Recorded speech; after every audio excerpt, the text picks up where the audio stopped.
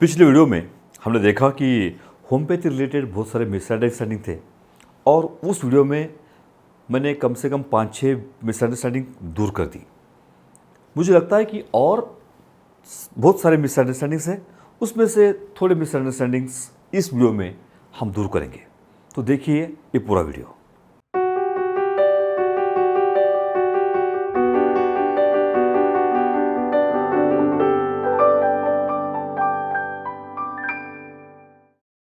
नमस्कार दोस्तों, मैं doctor BS Bhosle, MD homeopath, director of Asha homeopathy. दोस्तों, जैसे कि मैंने पिछले वीडियो में कहा कि बहुत सारे मिसअंडरस्टैंडिंग्स है होम्योपैथी रिलेटेड, और मेरी पूरी कोशिश रही कि 5-6 मिसअंडरस्टैंडिंग उस वीडियो में मैंने आपके दूर कर दिए। और एक मिसअंडरस्टैंडिंग होता है, और वो मिसअंडरस्टैंडिंग कुछ ऐसा है कि होम्योपैथी में डायग्नोसिस इंपॉर्टेंट है क्या, इन्वेस्टिगेशन इंपॉर्टेंट है क्या। तो देखो दोस्तों, जब हम केस टेकिंग लेते हैं पूरी, तब एक इंसान का डायग्नोसिस हो जाता है, लेकिन इंसान के बाद वो बीमारी क्या है उसका डायग्नोसिस होना भी बहुत इंपॉर्टेंट है। तो आमतौर पे क्लिनिकली डायग्नोसिस होता है, लेकिन उसके बाद जो इन्वेस्टिगेशंस लगते हैं, जैसे कि blood reports, sonography, radiography, CT scan, ये सब इम्पॉर्टेंट है होम्योपैथी में। क्योंकि पता होना चाहिए ना कि बीमारी क्या है, बीमारी की स्टेज क्या है। और जब हम ट्रीटमेंट देते हैं, ट्रीटमेंट देने के बाद 3 महीने में, 6 महीने में इन्वेस्टिगेशंस करना बहुत ज़रूरी है, क्योंकि वो बीमारी ठीक हो रही है कि नहीं हो रही देखना भी ज़रूरी है ना दोस्तों। इसलिए होम्योपैथी हो या कोई भी साइंस हो, investigations and diagnosis is must, important ही है। इसी के साथ आते हैं अगला क्वेश्चन जो हमेशा दिमाग में होता है कि होम्योपैथी में हिस्ट्री टेकिंग बहुत बड़ी होती है। 1-1 घंटा, 2-2 घंटा बैठना पड़ता है हिस्ट्री टेकिंग के लिए। क्यों?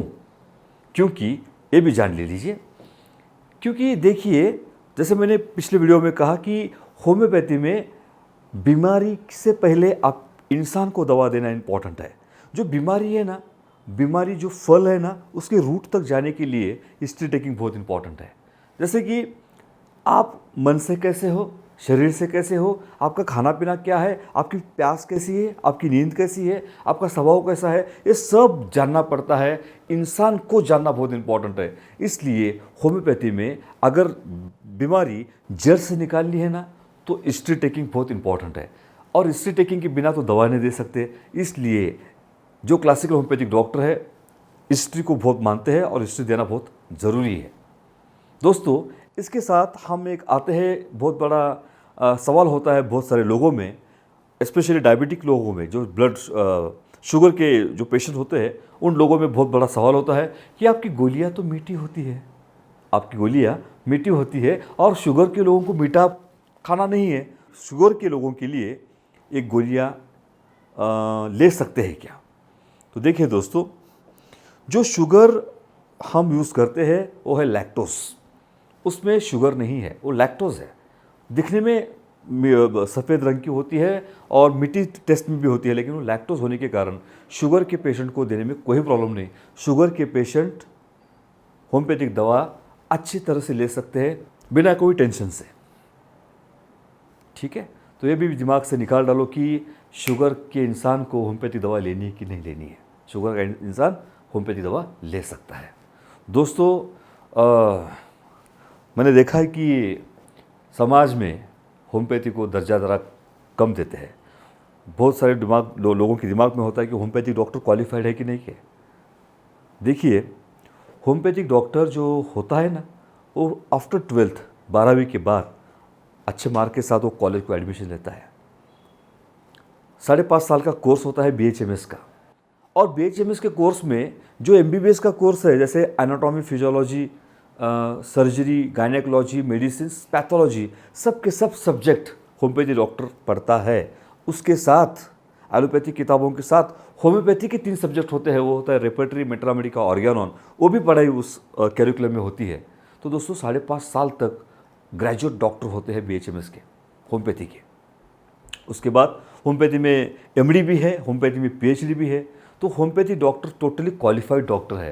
ये दिमाग से निकाल डालना कि पैरामेडिकल साइंस के डॉक्टर है क्या, ऐसा नहीं है। दोस्तों, homeopathic doctor R totally qualified doctors. Homeopathy में ना ओनली शरीर की पढ़ाई नहीं है, होम्योपैथी में मन की भी पढ़ाई है।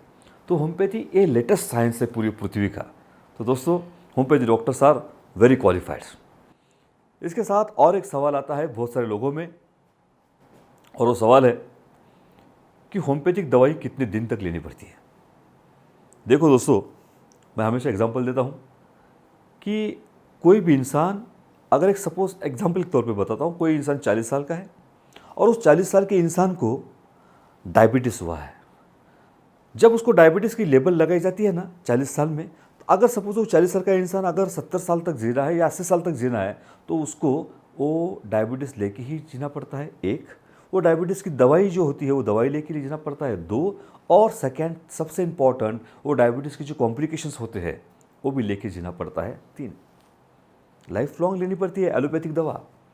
लेकिन जब वो इंसान होम्योपैथी डॉक्टर के पास आता है, यही एग्जांपल मैं आपको दोबारा बताता हूँ कि 40 साल का इंसान है जिसको डायबिटीज़ डायग्नोसिस हुआ है और उसको होम्योपैथिक ट्रीटमेंट चालू हुई है, तो उस इंसान को अगर होम्योपैथिक ट्रीटमेंट चालू होती है एट द एज ऑफ 14, 40 साल में, तब वो इंसान 41, 42, 43, 3-4 साल अगर ट्रीटमेंट ले ली ना उसने, तो डायबिटीज़ उसका जड़ से निकल सकता है। एक, अगर उसकी लाइफ 80 साल तक है तो आफ्टर 43, 44 उसकी लाइफ पूरी नॉर्मल। एक फ़ायदा हो गया होम्योपैथी का। दूसरा, कोई भी साइड इफ़ेक्ट नहीं है। और तीसरी सबसे इम्पॉर्टेंट, डायबिटीज़ की जो कॉम्प्लिकेशंस है, जैसे कि किडनी फेलियर होना, आँखों को कम दिखना, हार्ट में ब्लॉकेज होना, ये सब नहीं होता होम्योपैथी से। तो कभी कभी लोगों के दिमाग में सवाल आता है कि होम्योपैथी लाइफ लॉन्ग लेनी है क्या? नहीं, लाइफ लॉन्ग लेनी जैसी वाली दवा होम्योपैथी में होती नहीं है। होम्योपैथी का एक लिमिटेड टाइम होता है ठीक होने का, और वो अच्छे तरह से ठीक भी हो सकता है। जैसे डायबिटीज़ हो, ब्लड प्रेशर हो, अस्थमा हो, कैंसर हो, अगर एक बार डायग्नोसिस हो गया तो एलोपैथिक मेडिसिन लाइफ लॉन्ग लेनी पड़ती है। लेकिन होम्योपैथी में बहुत कम दवा लेनी पड़ती है और आपकी बीमारी जड़ से निकल सकती है। दोस्तों, होम्योपैथी बहुत डेप्थ का साइंस है। मुझे लगता है कि जो इंसान होम्योपैथी ट्रीटमेंट लेना चाहता है, एक बार होम्योपैथी को अच्छी तरह से समझ लेना, क्योंकि एक बार अच्छी तरह से होम्योपैथी को समझ गए ना, तो डेफिनेटली आपको उसका रिजल्ट बहुत अच्छा मिलेगा। क्योंकि होम्योपैथी बहुत डेप्थ की साइंस है। चाहे बीमारी कोई भी हो, चाहे कैंसर हो, चाहे डायबिटीज़ हो, चाहे अस्थमा हो, बीमारी कोई भी हो, उसकी जड़ तक जाने की क्षमता है होम्योपैथी में। लेकिन एक मिसअंडरस्टैंडिंग लोगों में बहुत बड़ा है कि होम्योपैथी मीठी गोली होती है, सफ़ेद गोली होती है, वो सिर्फ सर्दी खांसी के लिए यूज़ करते हैं, या डायरिया डिसेंट्री के लिए यूज़ करते हैं क्या?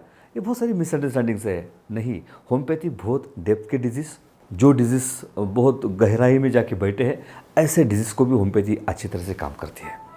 जेनेटिक डिसऑर्डर्स हो, ऑटोइम्यून डिजीज़ हो, कोई भी डिजीज़ हो, होम्योपैथी उस बीमारी में बहुत अच्छे से काम करती है। दोस्तों, जैसे मैं हमेशा कहता हूँ, आपके गांव में, आपके शहर में, आपके देश में कहीं भी क्लासिकल होम्योपैथिक डॉक्टर हो तो ज़रूर उनके कांटेक्ट में रहना और होम्योपैथी ट्रीटमेंट लेना। तब तक के लिए दोस्तों, आप खुश रहिए, आपके घर में रहिए, सेफ रहिए। नमस्ते।